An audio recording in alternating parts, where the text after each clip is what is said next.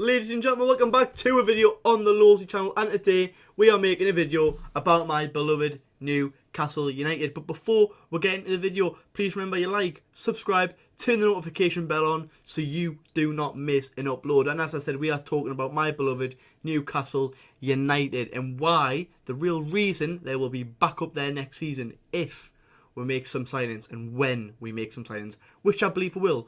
But without any further ado, let's get into the video. I hope you guys enjoy it. So then, boys and girls, as you can see, there is a tactic board in front of us. Up here, you can see right above me is the players that we've signed, all the players that we will be keeping. And like over somewhere that way, you can see there's players highlighted in green and in red that we might sign and who I would sign. And also, there's a little yellow box with players that I believe will leave Newcastle United this summer, or players I would personally sell this summer. So let's start with what we've got in front of us. So my tactic board's actually here. I'm on a monitor. So if I'm looking away, I'm not camera shy, okay? That's something I am not. I am not camera shy. Did I mention subscribe, by the way? But also, yeah, so in front of us right now is, I believe, Newcastle's probably strongest team right now, without any signings coming in. So let's just go through it. Nick Pope, brilliant goalkeeper, the best goalkeeper we've got. I believe Dubravka leaves this summer. We've signed Oddie from Forest, and we've also signed John Ruddy. I'm guessing John Ruddy's like a third goalkeeper. I haven't really included Mark Gillespie in the list. I think we've stuck too many goalkeepers there. There's no really need for him to be on there. Tino Livramento, great prospect, future England right back, in my opinion. Fabian Shaw, probably one of the last years we're going to get out of Fab, but he's an absolute fantastic footballer and an even more handsome man. Lloyd Kelly, free signing from Bournemouth, excellent pickup if you can keep him fit. Lewis Hall, great end of the season. He started pre-season really well as well, so I'm excited to see what he does this season. He's got to play. In the middle, we've got Bruno sitting right there. Joe Linton, Sandro Tonali. I think he's back after the 4th or 5th game of the season, so that's going to be a massive addition. I was watching a video of his debut against Aston Villa the other day, and he was just fucking class. Like, he's unbelievable. I think we're really are going to see what we've been missing without him, because he's a top player. You've got to remember, when he was at Milan, everyone called him a world-class football player. That tells you something. He won the league there. On the right, Jacob Murphy. Striker, of course, one of the best strikers in the Premier League, and definitely in the top 3, Alexander Isak. And on the left wing, one of the best wingers in the league last year, Anthony Gordon. And I look at it, and I think midfield, that midfield can outclass other midfields on its day. I really do. But for me, it's here, first of all. Jacob Murphy, I like him. I think he's good off the bench. His numbers have been a lot better. I think last season he got, 7 goals and 3 assists, or 3 assists and 7 goals. It was one of the two. And then it's around here for me. I still don't feel comfortable here yet. And this could be a massive addition. I just think because we know this man here. Like, when Botman's back from injury, this is the defence for me. But then I think if you want to go to the next level of your defence after the end of the season, Malik Thiaw is there for me. I think this back line would be unbelievable. He'll get better defensively and he's unbelievable going forward. He's just class. What I think we'll do is, I'll just, for this season, let me just quickly put the players back in, because we're going on this season. So personally, I think in transition this season, I think Joe Linton will be pushing forward. I think Tonali will go a bit forward. I think Lewis Hall will come into the midfield a bit. I think Bruno will probably be here. I think you'll have probably Lewis Hall there.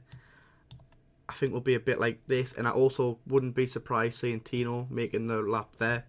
You'll have Gordon coming in. He's like, I think this could be the Newcastle team with possession of the ball going forward. I think you've got Bruno can come sit here. You can have Lewis Hall here, but you can also have Bruno going forward. You can have Lewis Hall sitting here. You can have Lewis Hall getting a little bit forward down here, helping out. You can have Tonali sitting back. I think you've got to have Joe Linton going forward, but personally, I think Tonali and Joe Linton both going forward is the best bet. I think he's actually classic going forward. I didn't realise how good Tonali was actually going forward with the ball. I think obviously we know about Joe Linton, but Joe Linton's always going to be back and forwards the whole time we're playing a game. He's an absolute workhorse. I think we will look to integrate Lewis Hall into the midfield, but I also could see a world, let me just quickly get the midfield back to normal. I can see a world where we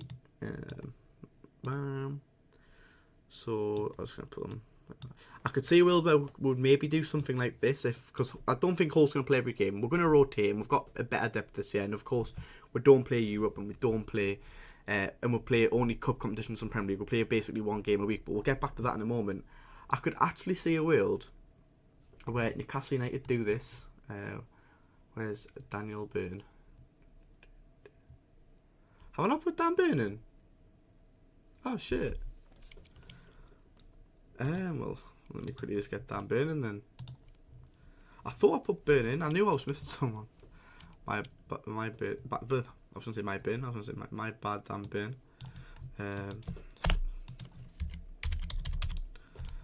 I could see a world where we'd probably do something like this.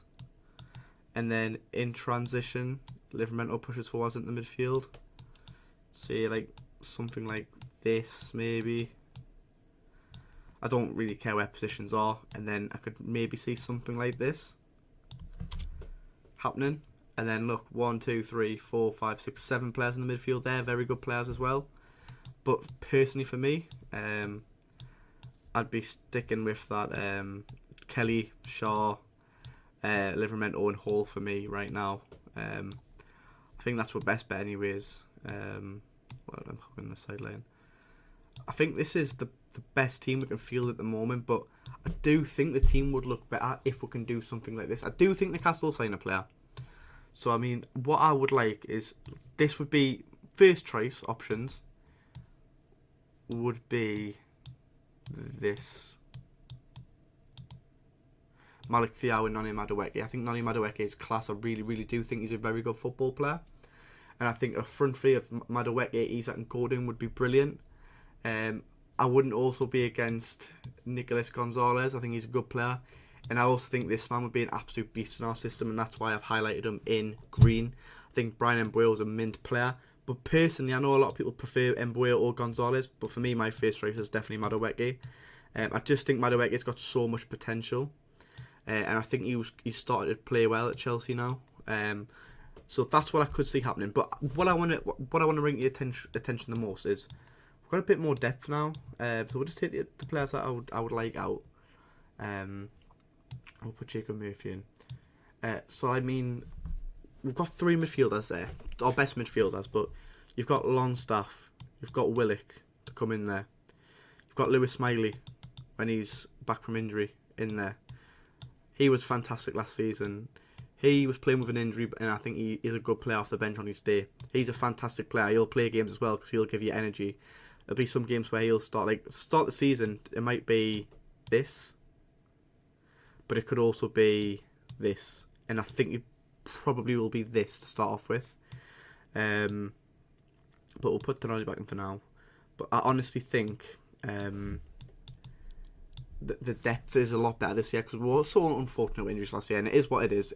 Other teams were affected as well, but we were affected the worst. Us and Manchester United, we were absolutely scammed basically with injury. No fault of anyone else, of course. Basically, if other teams were getting injuries like us and we get into Europe and they don't because of it, then I'm not going to complain. And then other teams shouldn't complain, and they won't complain. But I like the depth we've got. So looking at midfield wise, Joe Willock, Longstaff, Miley. I don't know if Joe White will get a loan, but I think they might keep him with the first squad. I'm unsure. Centre back wise, well, we'll go right back wise. You've got Harrison Ashby, Emil Kraft. You've got Jamal Lascelles when he's back from injury. Botman when he's back from injury. You've got Alex Murphy. You've got Dan Byrne. You've got Callum Wilson. Miodrag Pivas, who we've just signed, some Serbian 19-year-old defender. I think he'll probably be an under-21 player, but I've just included him in because he was a summer signing. Harvey Barnes and Callum Wilson. The thing I fear with this is not enough attackers on the bench for me. If you look there, you've got 2 attackers, Harvey Barnes and Wilson. I mean, you might be looking better because I think Miggy will go. But if Miggy doesn't go, for sake, that's alright. But I still think you need one more. You bring Madueke in, put Murphy on the bench. You've got a bit more firepower from the bench. You've got Harvey Barnes, Miggy Almiron, Callum Wilson, Jacob Murphy. Not too bad. I still think we need a striker because he's injury prone and he's going to be out for the first game of the season, so we still need a striker. these three, Jamal Lewis, he's been playing a lot in pre-season, but I still think he'll go. I just don't really think he'll get much game time under Howe. Dubravka, I think he'll go. We've got Mark Gillespie, Oddy, John Ruddy, Pope. 4 goalkeepers already. 5 with Nick Pope. With Dubravka, I think he'll be gone. Trippier, I don't think he wants to be here, and I'm not too bothered if he goes, if I'm being honest with you. He's done amazing things for the club. He was the first signing with the new takeover. I'm not particularly fussed if he goes. We've got Livramento to cover. We've got Kraft, Ashby. Murphy can fill in over there sometimes. Not really bothered if he goes or not. I would still maybe sign a right back if Trippier does go, and maybe get rid of Ashby. But then you've got Kraft as well, so we might not. I mean, left back wise, we've got Target to come in for Hall. If can't play a game, of course you've got Lloyd Kelly, Dan Burn that can play on that left side as well. That's good depth. Midfield wise, we've got 4 midfielders there that can play. That's no problem. Just a striker for me. Get a striker. If you sell Miggy, I think you've got to either bring in another right winger, one of these. I mean, you sign Malik Thiaw or another centre back. That's a lot of centre back depth. After that, you'd maybe be looking to get rid of one, maybe Lascelles. But maybe you keep just for the depth. But I think this would be a fantastic team for us, and I'd be really happy with this signing. I think we're going to need at least 4 signings, in my opinion. A right winger, a centre back, a backup striker, or a young striker that can come in when Wilson's always injured. And maybe a right back, or even maybe another midfielder, just for a bit more security, because I mean, Joe Willock, Longstaff, Lewis Smiley, if one of them gets injured, and then unfortunately 2 of them gets injured, then you are sold a bit short, so maybe another midfielder as well. Another part of the video what I want to touch on now is literally just the 1 game a week mags are back. Last time, Newcastle United played 1 game a week under Eddie Howe. In his first full season, we qualified for the Champions League and reached a cup final. I think the ambition for this year, and I think it'll be the ambition for Eddie Howe as well, is to at least win a cup. Not saying he's got to win a cup or he gets sacked. I'm saying at least the ambition going into the season is win a cup and get back into Europe. Not saying the Champions League. I think it'd be really tough to get back in the Champions League. We've got the best chance we'll ever have getting back into it again, of course, we don't have Europe. The first team to finish 7th in 10 years that hasn't qualified for Europe. So I think we're going to get Europe again this year. I do believe that. There's 7 teams playing Europe in the Premier League this year. I think 1 or 2 teams are bound to fall off out of that Euro position. I think we'll sneak into it, because I think 1 game a week, you've got to think Gordon, Isak playing 1 game a week, Joe Linton playing 1 game a week, Bruno, Tonali playing 1 game a week. Jesus Christ, they're going to absolutely hound you, especially when you've got them top 6 games and they've just played on a Wednesday or a Tuesday, or they've just played on a Thursday in Europa League or the Conference League, and then you go into St James's Park. They're going to run at you. They're going to get you. Like, a home form's amazing, and I think, like, league-wise for me, not top 7, top 6. I'd be really, really impressed with a top 6 finish, but also try and get revenge in the Carabao Cup, or maybe try and make a run for the FA Cup. Just win. As obviously the aim, every manager, I'll tell you, when they go into a game, the aim is to want to win every game possible, and they want to win every cup possible. Of course you do. But for me, ambition-wise, try and get a cup in there, because that's what we really, really, really want, and try and get Europe. And if you get a cup, that's European football confirmed, no matter what. So I'm so excited for this season. I think it's less than 3 weeks now. Shall we have a little look when it is? I think it's Newcastle Southampton, because I've got a season ticket. Southampton, 17th of August, and we are on the 28th of July. So you've got 3 days there. 3. Wait, does that take up to the 31st? Shit. Yeah, so you got 3 days there. 3, 10.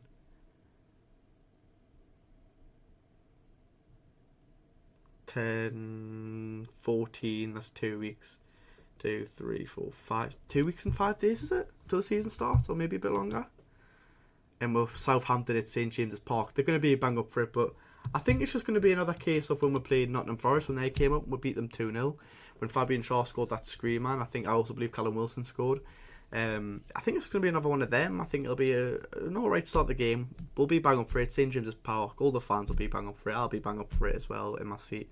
Well, not my seat. My seat's we'll stand up the games now. I've got no seat. Well, we do have a seat there, but you don't sit next to if standing, but whatever.